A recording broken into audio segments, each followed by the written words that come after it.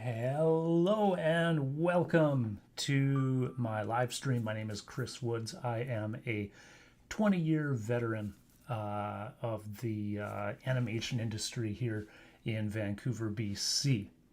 I'm also an avid sketcher. I love to draw all kinds of original characters, existing comic book characters. I love graphic novels. I love comic books. And tonight, I'm going to share a full time lapse process showing my entire creative process, inventing a character, an original character. We're going to go from the early exploratory just scribbles as we kind of find a nice energy, find a nice pose, a nice silhouette. So from those early exploratory scribbles and all the way to the end with final lighting, shadows, and highlights, and all those nice touches to really bring the image to life at the end. So I think this is going to be a really fun and informative look at seeing that entire journey from not really having a clear idea of where the drawing is going at the beginning, and being able to show you how those ideas come up, how they bubble up to the surface and kind of inspire the drawing to go one way or the other. So pretty cool stuff. I'm excited to share that. So let's go ahead and get started. I'm just going to switch this over to another view here, which we'll do here. And without further ado, I think we can just go ahead and get this started. So we're going to be looking at a time lapse of about 4 times faster than what I had originally drawn it. And I'm just going to do my best to give you some commentary along the way. Let's go ahead and get that started.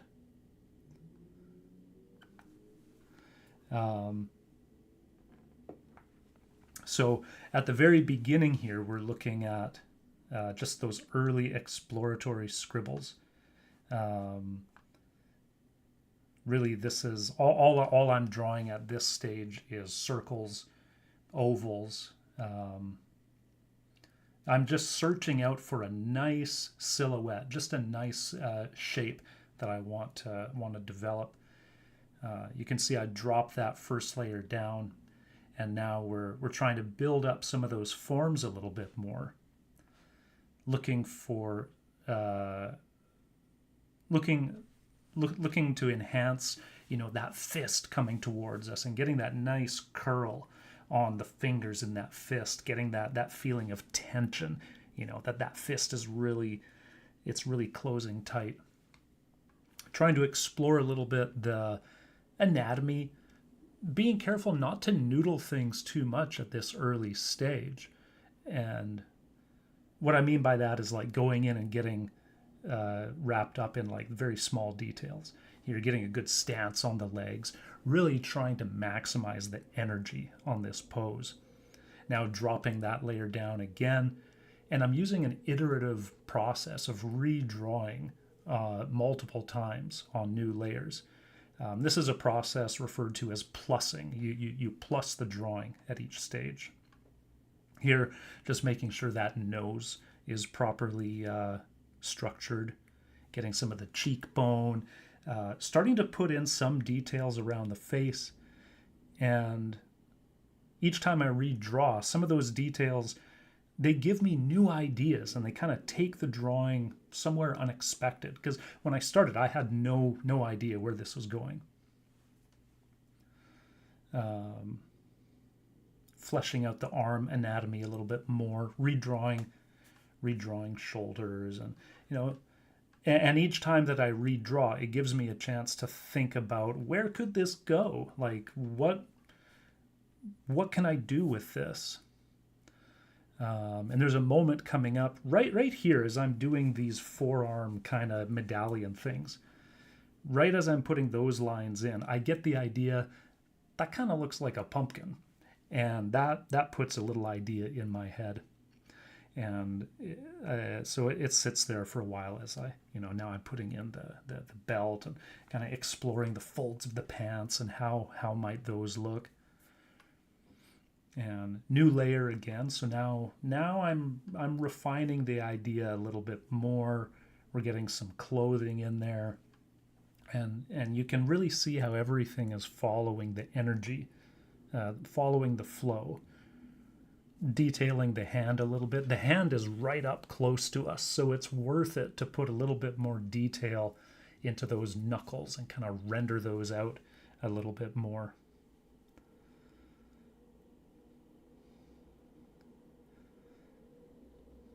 Having each of those drawing layers underneath, it really helps to refine the structure with each new version of the drawing. And I love that plussing process because you can take the things that are working well and you can make them even better on the next iteration. And then the things that are maybe not working so well, you can leave those out. Putting some detailing into the into those sweater sleeves. They're right up in the silhouette, so a little bit torn is a little bit more interesting. And I've still kind of got that pumpkin idea in the back of my mind. So here I start to kind of indicate almost like jack-o'-lantern-esque cutouts around the eyes. Give him a kind of a long nose to stick out through that jack-o'-lantern nose piece. You can see I'm even kind of indicating like a jack-o'-lantern-y kind of mouth. And I think round about here is where I get the idea, oh, we need to throw a stem on the top of that to really complete that idea and get some of those pumpkin-y kind of sections. So it's like recognizably pumpkin-ish, and that other forearm medallion there. I'm not really, for this drawing, I'm not really paying attention to line weight, meaning where some lines are thinner and some lines are thicker. Because I've got an idea of going for a pretty bold color stylization for this one. So I feel like just one kind of line thickness works for where I'm planning this one to go. So at this stage, I'm pretty happy. Well, I'm happy enough with the line work. So now we're going to go in and start adding in our color fills. These are going to be like the base colors that we're going to use to flesh out those forms and make the forms feel like volumes rather than just line drawings. And if you look at my layer stack on the left side there, I've got a few hidden layers. I've got the fills coming in right now. All the fills I'm just doing on one layer. Try to keep things fairly simple. I don't really like to have to manage tons of layers while I'm doing a drawing. I find that can get a little tedious, a little bit distracting. And the pace slows down a little bit here now because I'm thinking about the colors and I'm thinking about how those colors are going to work together. Probably thinking, what color should I go with on the fist? Oh yeah, get his nose de-orangified. So I've probably settled on a color for the fist now. So we get those fists into a bright purple glove to kind of draw attention to those, because otherwise the color choices are fairly monochromatic.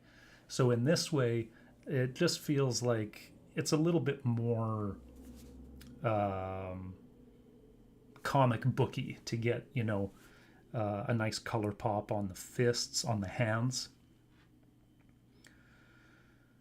And I'm just using the lasso tool. Yeah, there we go. Get that purple on the belt. I don't want to have too many different colors. Like, I think max, it's probably like 5 colors. And if you look at any comic book character, there's usually a fairly limited color palette. And that's deliberate. That helps to keep that character very iconic. People can picture those colors in their mind and immediately associate them with that character. So I am being mindful of that. I don't want to throw too many colors into the palette for this guy.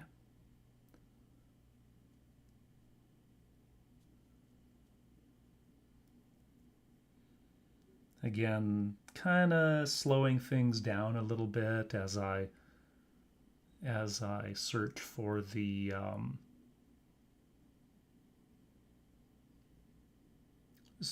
skin tone. Skin tone, yeah, skin tone can be tricky sometimes. Here we've settled on something pretty generic.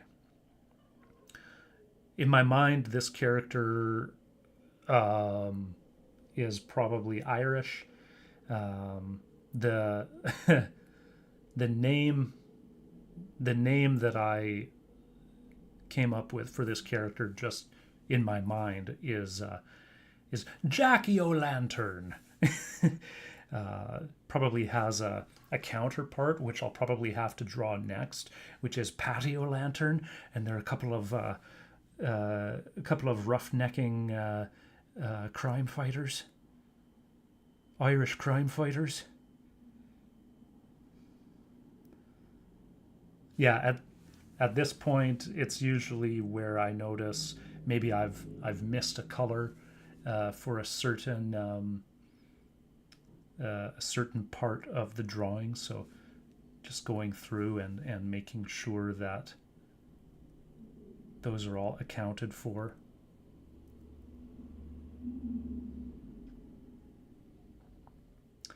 And once the fills are in place, the drawing is more or less realized at that point. Everything from here is going to be window dressing, the gravy, on the potatoes. Even for the background, I went for a color for the background that kind of fits in with the color palette of the character. Because again, I want it all to feel fairly unified. I don't want a background that's like wildly different from the character.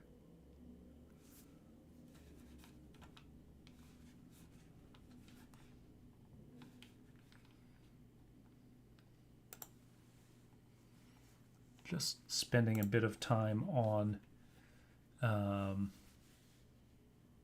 some of those highlights.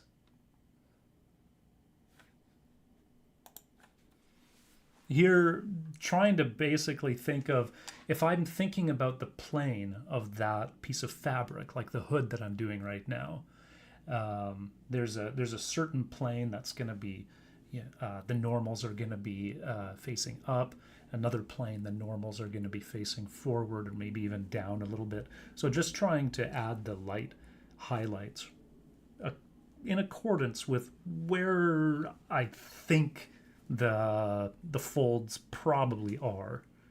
It's all guesswork. It's just I'm going for what feels right. And this is a fun pass because you can bring a lot of dimension into the drawing with these the highlights and the shadows. So you might notice I'm I'm not like mixing and matching, doing a little bit of the highlights and a little bit of the shadows and jumping back and forth like that. I'm doing a full pass just focused on the highlights. And once that's finished, I'll do a full pass just focused on the shadows. And that's deliberate because it allows more of a more thought to go into those individual passes. The end result is a sum of its part. So if I pay attention to each part in isolation, I can make sure I'm doing the best possible job with that part. So again, that fist is right up close. So I'm taking some more time to put in even the tiny little highlights in the little folds there. It's worth it to put those extra details in because it's so close up to us. It's going to draw a lot of attention. And it might feel a bit lackluster if it doesn't carry enough visual interest.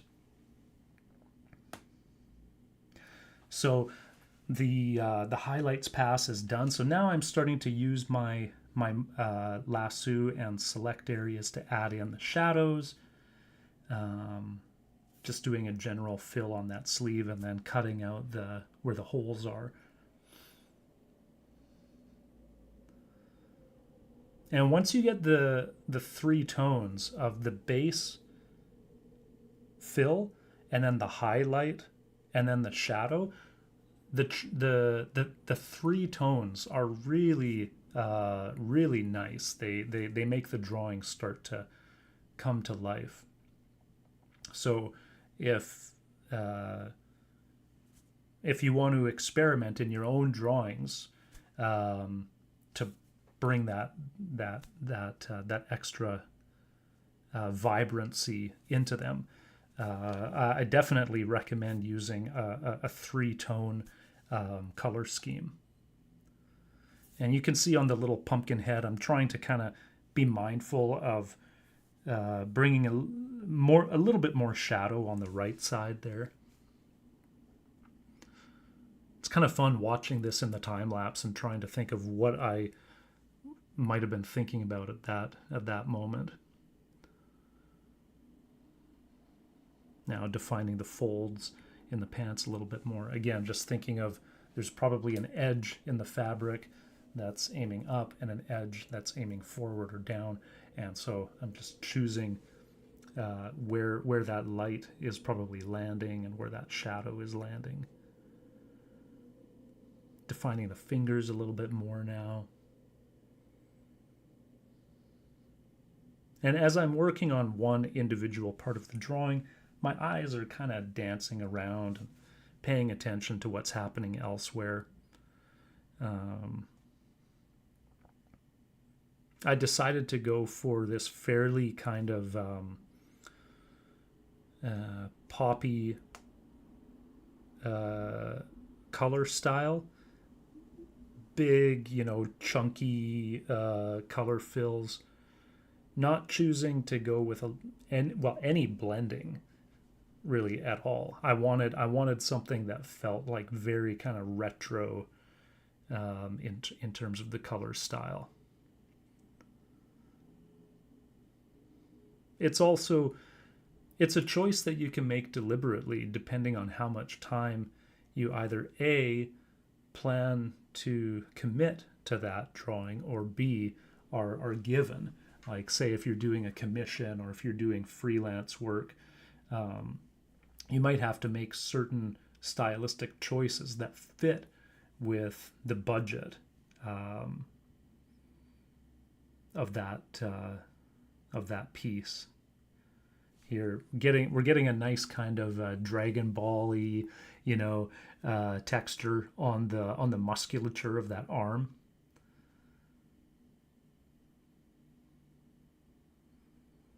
And it's important to start with the big, broad shapes and the big, broad areas. We always want to work from general to specific. So not jumping immediately into the tiny, intricate little details, even though sometimes that can be a little bit, you're going to be tempted to want to do that. But it's always best to focus big picture. And then once you get all that big picture stuff done, then you can start zeroing in your focus bit by bit by bit until you're working on the tiny details. Like, coming back around and revisiting, getting a little bit more shadow around that nose, get that nose to pop nicely. A little more fun details in the pumpkin mask, highlights and shadows in the belt, and these little like belt capsule canister things, whatever's in those, who knows.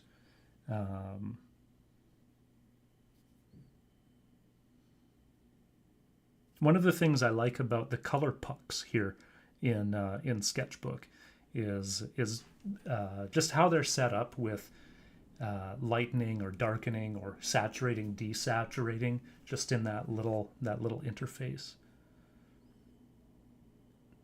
And at the very end, I decided to throw in some freckles,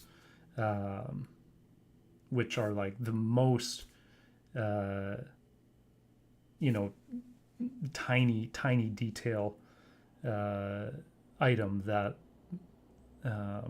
exist in the drawing, and then a few highlights. You can see just adding highlights on the volumes of the muscles,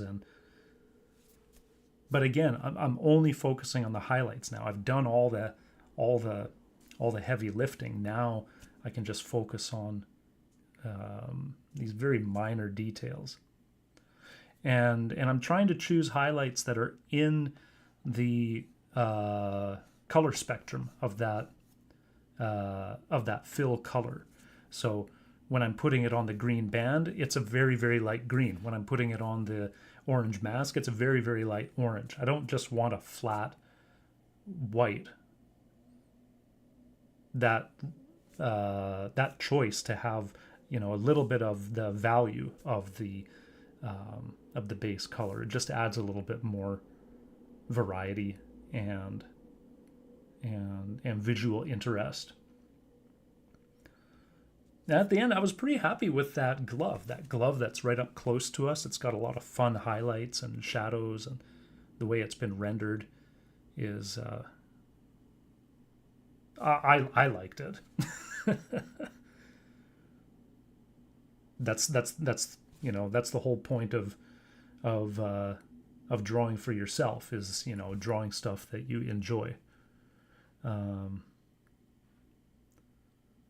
And this was a fun little adventure too, because like you saw at the beginning, those early passes, it was just circles and ovals, and then the attitude, personality of the drawing kind of revealed itself to me over time.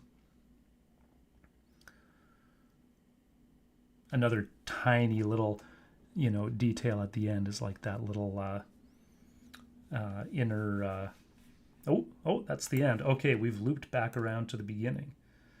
Yeah, but yeah, just that little bit of flesh under the eye there. But yeah, that was sped up by 4 times the original drawing speed. So instead of, four times longer than the 20 minutes basically. But that is something that I wanted to share this week as an update on, let's see, where did Jackie get to? There. So there's the finished piece there. Maybe we can close a couple of those extra windows. And we can just take a little bit of a look at the finished artwork. Like I was saying as I was commenting on the on the time lapse, for this piece, I wasn't worried about line weight. I wasn't doing, thin lines for the detail and thicker lines for the structure. And that's not because I dislike that in any way. I love like a nice variety of line weight in a drawing. So I'll probably, maybe for my next one, I'll go more, I'll lean more into that. But and also I didn't know where this drawing was going, so I kind of deliberately wanted to just stick with heavy line width, chunky chunky shapes for the rendering. You know, it's something that can be done much more quickly than a fully, a nicely rendered where you've got beautiful shading and gradients and all that stuff, which takes time. That's why it looks so nice. But I think that this is an example of how you can still get a drawing to really pop just with very hard edge separations between your color values. A little bit more of like maybe a cell painted look, which can be a lot of fun too. So that, I think, pretty much wraps up that look at my process, at least for this week. And I'll catch you again next week, and we'll do another live stream look at a different part of my process, and I'll just keep sharing my artistic choices, my artistic process on these streams, and hopefully there's something that can be picked up and something that can be applied even in your own work at home.